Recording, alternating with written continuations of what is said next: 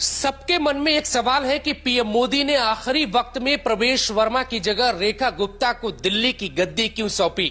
48 घंटे की हर घटनाओं में ही इसका सच छिपा है। ये सभी जानते हैं कि पीएम मोदी दूरदर्शी हैं, कोई भी फैसला बहुत सोच समझकर करते हैं। शपथ ग्रहण के दौरान की तस्वीरें साफ दावा करती हैं कि प्रवेश वर्मा का दिल टूटा था, लेकिन शपथ के सिर्फ 8 घंटे बाद ही एक ऐसी जिम्मेदारी सौंपी जिसका भार सिर्फ प्रवेश वर्मा ही उठा सकते।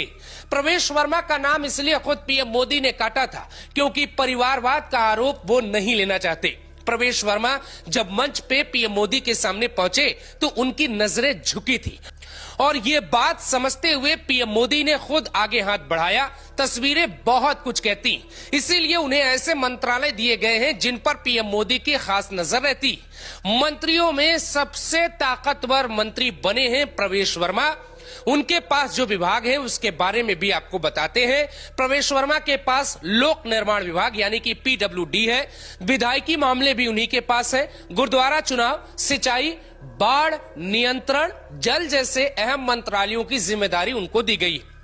प्रवेश वर्मा को यमुना की सफाई की जिम्मेदारी मिली है। यमुना में सरकार पहले दिन ही अपने सभी मंत्रियों के साथ पहुंची और वहां पे ठीक गंगा की तरह यमुना की आरती में शामिल हुई। बीजेपी ने साफ संदेश दे दिया है कि हम हिंदुत्व और आस्था को पहले रखते हैं। रेखा गुप्ता के चेहरे के भाव से ये बात साफ समझी जा सकती है कि प्रवेश वर्मा बेशक उनके सरकार में मंत्री हैं, लेकिन उनकी योग्यता किसी सीएम से कम नहीं है। ये बात रेखा गुप्ता भी समझती है।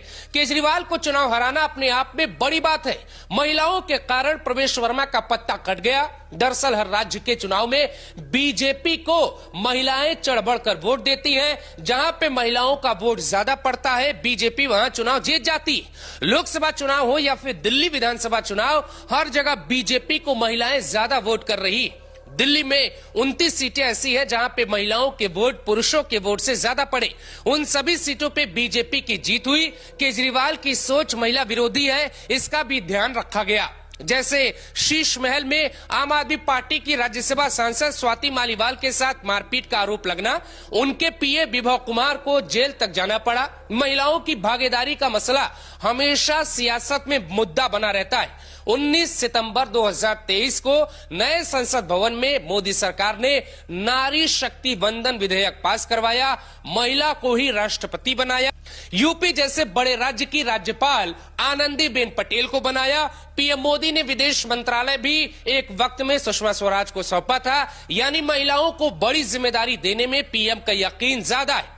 आर्मी और पैरामिलिट्री फोर्स में भी महिलाओं की भागीदारी बढ़ी। रेखा गुप्ता के सीएम बनने के पीछे सबसे बड़ी वजह यही मानी जा रही। दूसरी सबसे बड़ी वजह है उनकी ईमानदारी। कहा जा रहा है कि 3 बार दक्षिणी दिल्ली से मेयर रहने के बाद रेखा गुप्ता पे कोई गंभीर आरोप नहीं लगे। बीजेपी पिछले 4 दशक से राज्यों का चुनाव जीत रही है, लेकिन आज तक कोई एक ऐसा राज्य नहीं है जहां पर एक परिवार का कोई 2 व्यक्ति मुख्यमंत्री या प्रधानमंत्री की कुर्सी तक पहुंचा हो। साहिब सिंह वर्मा प्रवेश वर्मा के पिता हैं, वो पहले ही मुख्यमंत्री रह चुके हैं।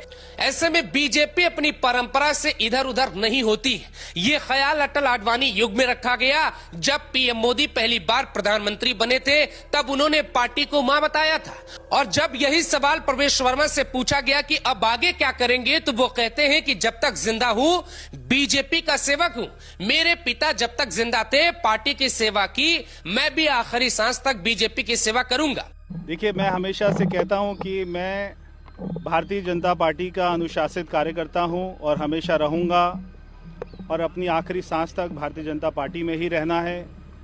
भारतीय जनता पार्टी ने मेरे पिताजी को दिल्ली का मुख्यमंत्री बनाया था, भारत का मंत्री बनाया था, और वो भी आखिरी सांस तक पूरी ईमानदारी के साथ में पार्टी की सेवा करते रहे। आज पार्टी ने मुझे जो जिम्मेदारी दी है और वो जो जिम्मेदारी देते रहेंगे, मैं उसको निभाता रहूंगा।